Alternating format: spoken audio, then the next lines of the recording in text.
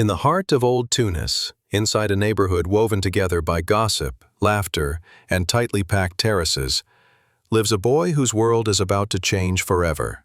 This is the story of Noura, a 12-year-old navigating the impossible border between childhood innocence and the confusing promise of adulthood. A story about curiosity, shame, temptation, and identity, all unfolding inside the sun-drenched maze of Halfaouine. Today, we dive deep into one of Tunisia's most iconic coming-of-age films. Not to retell every scene, but to walk alongside Noura's emotional journey.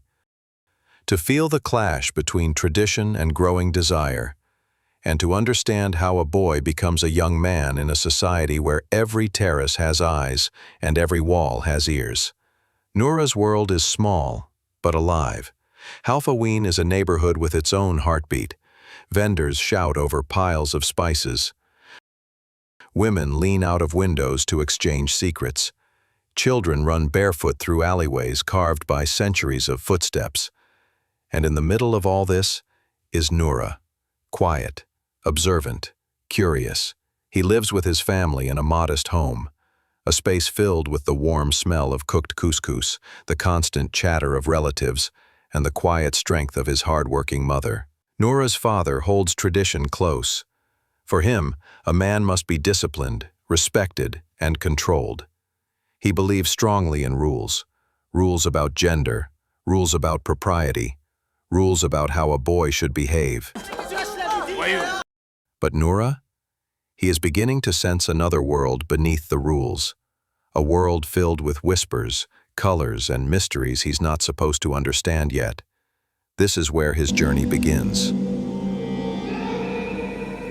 For years, he accompanied his mother into the women's bathhouse, a place of warmth, steam, laughter, and intimate conversation, a world where women felt free, away from the judging eyes of men. But now, something inside him is shifting. The bathhouse, once just another place of childhood routine, becomes overwhelming. The bodies, the movements, the casual comfort the women share. These things stir emotions he does not yet understand. Noura doesn't mean to stare. He doesn't even know what he's looking for. But he feels the forbidden weight of curiosity pressing down on him. For the first time, he feels like an outsider in a world he once belonged to completely.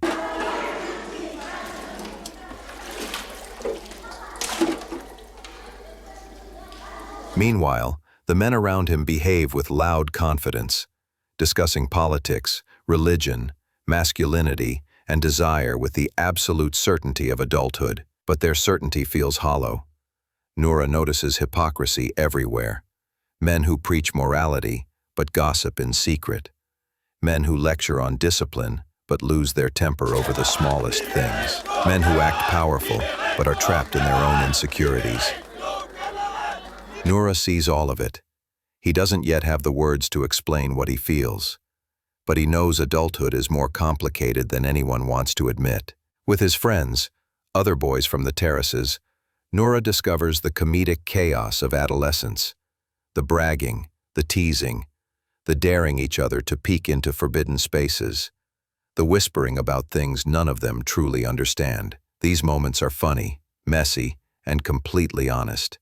They capture the universal confusion of being on the verge of something new, something powerful, something both terrifying and irresistible. This is the heart of Halfaouine. The world around him hasn't changed. He has. His father becomes stricter. He watches Noura more closely. He begins questioning whether his son should still enter the women's bathhouse. Que tu peux tout te permettre. As-tu seulement pensé à mon diabète? Est-ce que tu veux m'achever ou quoi? A place society considers sacred and restricted. Ne recommencera pas. Pas de question. Lâche-moi ça, Noura. Laisse-moi corriger ce voyou. Vous allez finir par l'estropier. And for the first time, Noura feels the weight of societal expectations closing in on him. Non, mais laissez-le tranquille. Il a eu une bonne leçon. Après, arrêtez. D'accord, je te le laisse. Laisse-moi corriger ce voyou. Vous allez finir par l'estropier.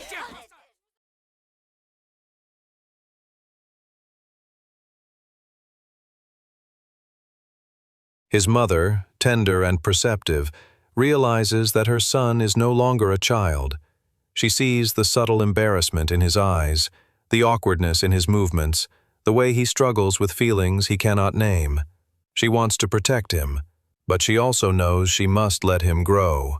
One day, quietly but definitively, society draws the line. Noura is no longer welcomed into the women's bath. It is a moment without fireworks, but emotionally, it is the earthquake that splits his world in two. He is no longer a boy in the women's world, but he is not yet a man in the men's world. He stands in the in-between, confused, alone, and yet strangely certain that he has crossed into a new reality. Now, when he walks through the neighborhood, everything looks different. He notices the way women whisper behind veils, the silent tension in couples, the pride and insecurity in men, the unwritten rules that everyone pretends not to follow. He realizes that adults live in a world of contradiction, a world where desire is hidden behind traditions and truth is buried under appearances. And for the first time, he understands that growing up isn't about age. It's about awareness, awareness of yourself, awareness of others, awareness of the quiet sadness and secret joys that shape everyone's life.